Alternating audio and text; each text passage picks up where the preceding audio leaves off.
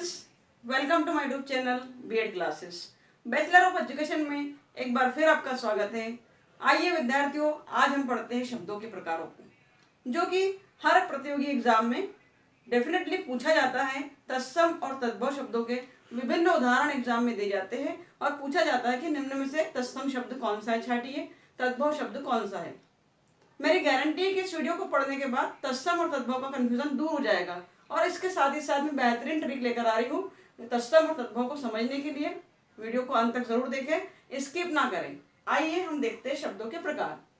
शब्दों के प्रकार: तत्सम, अर्धतत्सम, तद्भव, देशी, विदेशी और नए प्रयोग। इन सबको हम आगे पढ़ेंगे, जानेंगे और समझेंगे। तो विद्यार्थियों, सबसे पहले हम प्रकार देकर हैं तत्सम शब्द। तत्सम शब्द किसे कहते हैं? आप देख सकते हैं कि तत्सम शब्द का अर्थ है उसके समान। यहाँ पर हमने लिखा है कि तत्सम शब्द का अर्थ है उसके समान।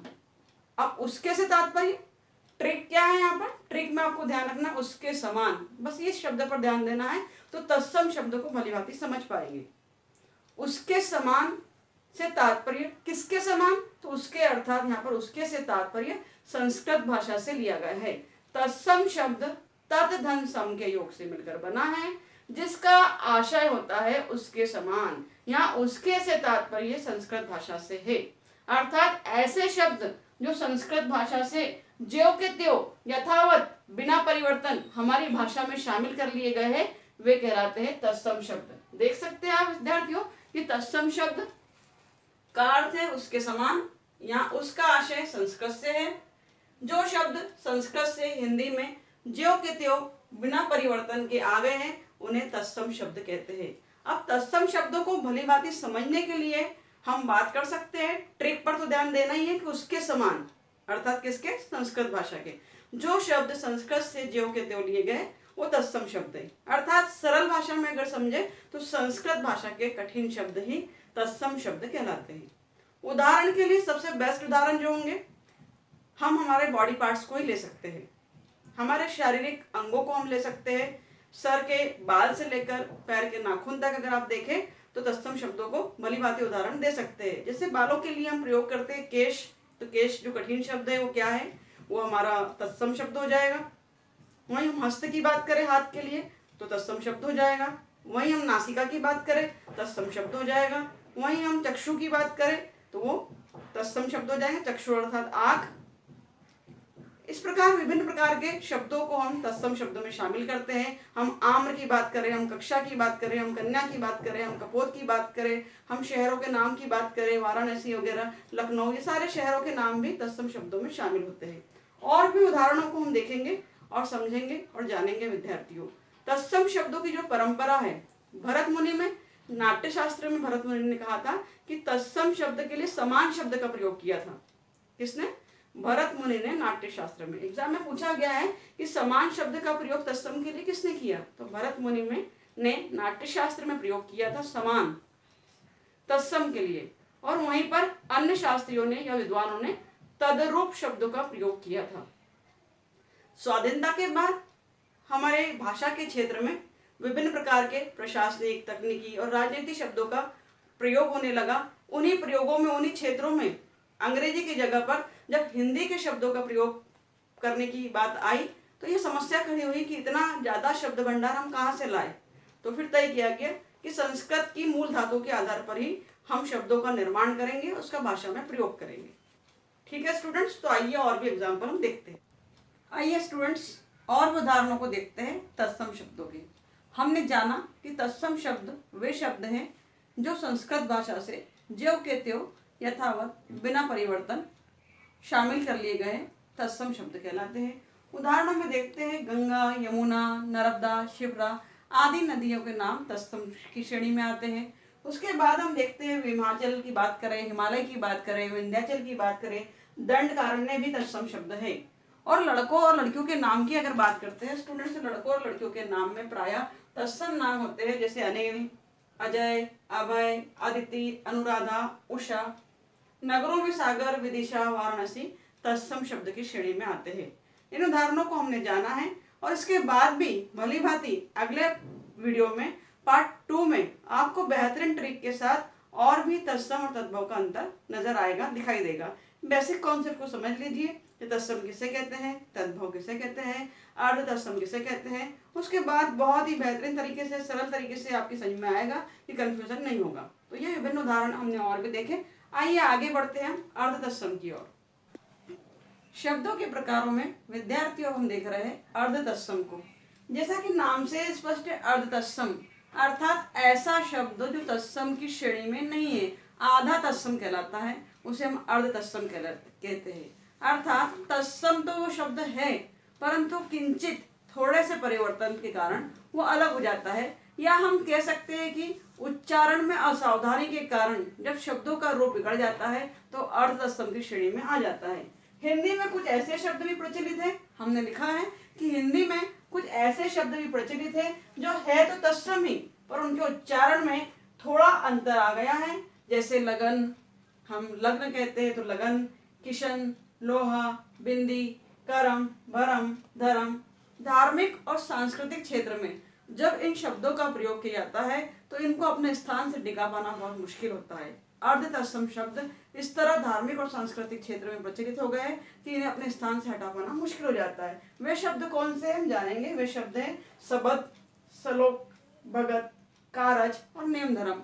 हम जनरली या प्रायः इन शब्दों का प्रयोग कर लेते हैं, जो कि हमारी उच्चारण में सावधानी के कारण हम प्रयोग करते हैं। मुख सुख के लिए या सुविधा के लिए हम प्रयोग कर लेते हैं। कृष्ण का हम किशन कर देते हैं, लग्न का हम लगन कर देते हैं, धर्म का हम धर्म कर देते हैं। परंतु पढ़े लिखे लोग अर्ध तत्सम की जगह तत्सम शब्दों का ही प्रयोग करने में अधिक विश्वास करते हैं।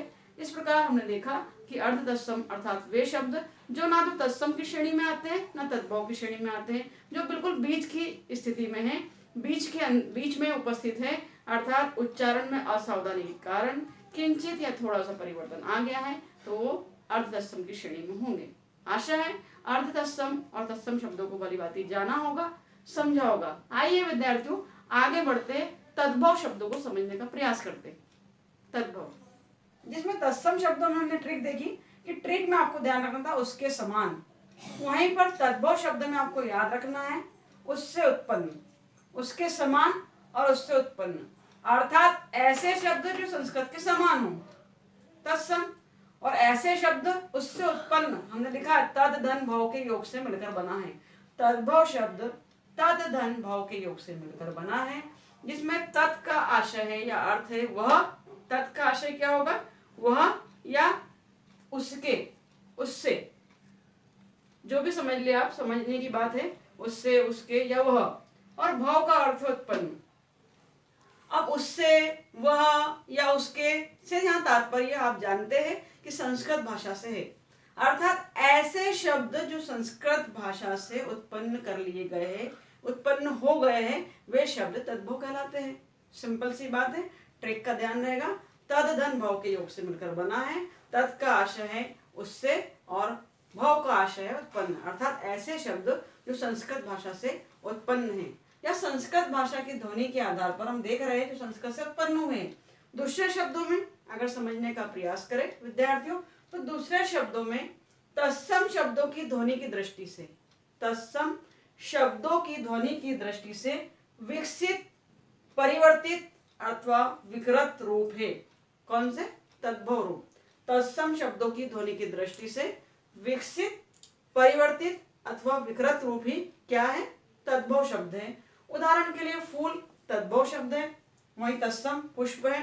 तत्सम से परिवर्तित किया गया, विकसित किया गया तो फूल बना लिया गया। तत्सम शब्द था कृष्ण, विकसित किया गया, परिवर्तित किया गया तो हमने कान्हा बना लिया। इस प्रकार ये तद्भव शब्द कहलाते हैं।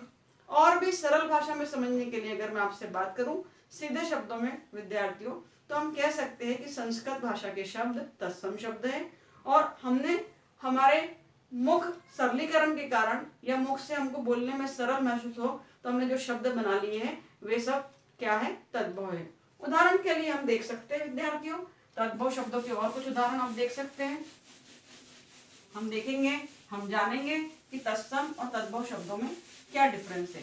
तो देखिए विद्यार्थियों, तत्सम और तद्भव शब्दों के और भी उदाहरणों को हम जान रहे हैं, समझ रहे हैं।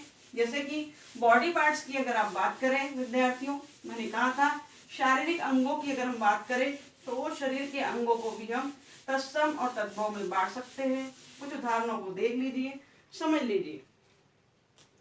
जैसे मैंने कहा था, हम केश की अगर बात करें तो केश संस्कृत का शब्द लग रहा है, इसलिए तत्सम शब्द है। ये तत्सम शब्द की श्रेणी है, विभाजन। फिर आपको लगा कि केश बोलने में कठिन है, हम कर्ण की बात करें। आपको लगा कि ये कठिन जो शब्द मैंने कहा संस्कृत भाषा का शब्द है, इसे तत्सम की श्रेणी में रखेंगे। तद्भव का उदाहरण अगर देना है तो केश से हमने बना लिया बाल। बाल क्या है? तद्भव शब्द है। कर्ण से हमने बना लिया कान। कान क्या है? तद्भव शब्द है।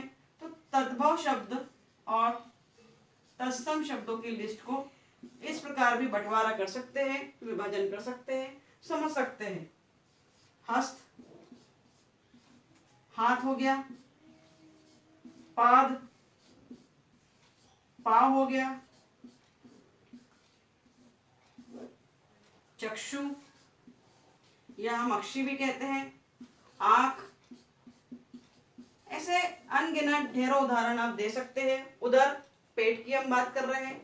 नासिका, नाक की हम बात कर रहे हैं। नासिका शब्द क्या है? तत्सम शब्द है क्योंकि वो कठिन लग रहा है, और नाक शब्द सरल शब्द है इसलिए वो तद्भव शब्द है। ऐसे विभिन्न प्रकार के उदाहरण दे सकते हैं। मक्षिका, अगर मैं शब्द बोलूं तो आप समझ जाएंगे कि मक्षिका बड़ा कठिन सा लग रहा है, बोलने में बोझ सा महसूस हो रहा है, थोड़ा सा अजीब सा लग रहा है, तो आप संस्कृत की श्रेणी में उसे डाल सकते हैं। मक्खी साधारण शब्द हो गया, मक्षिका से बना है मक्खी। कुंचिका कठिन लग रहा है, तत्सम शब्द है। कुंजी सरल लग रहा है, या चाबी सरल लग रहा है, तद्भव रूप है। इस प्रकार आज हमने जाना है तत्सम और तद्भव शब्दों को। अगले वीडियो में पार्ट 2 में मैं आपके लिए तत्सम और तद्भव को पहचानने की बेहतरीन ट्रिक लेकर आ रही हूँ। उस वीडियो को देखना ना भूलें और जरूर देखें। ये था तत्सम और तद्भव शब्दों का बेसिक कॉन्सेप्ट, आधारभूत थ्योरी हमने बात करी है। अब बात करेंगे आगे ट्रिक के माध्यम से कि कौन से शब्द, कौन से वर्ण किस तरह आते हैं और तत्सम और तद्भव में आप छाटेंगे। तो वीडियो को जरूर देखते रहिए समझने के लिए। एग्जाम में महत्वपूर्ण रूप से पूछा जाता है और ये प्रश्न जरूर आते हैं कि तत्सम और तद्भव को पहचानेंगे। स्टूडेंट्स, वीडियो अगर अच्छा लगा हो तो लाइक करें, कमेंट करें, सब्सक्राइब करें और इसी प्रकार की वीडियो को पाने के लिए जुड़े रहिए हमसे। Thank you for watching my video. Thank you very much.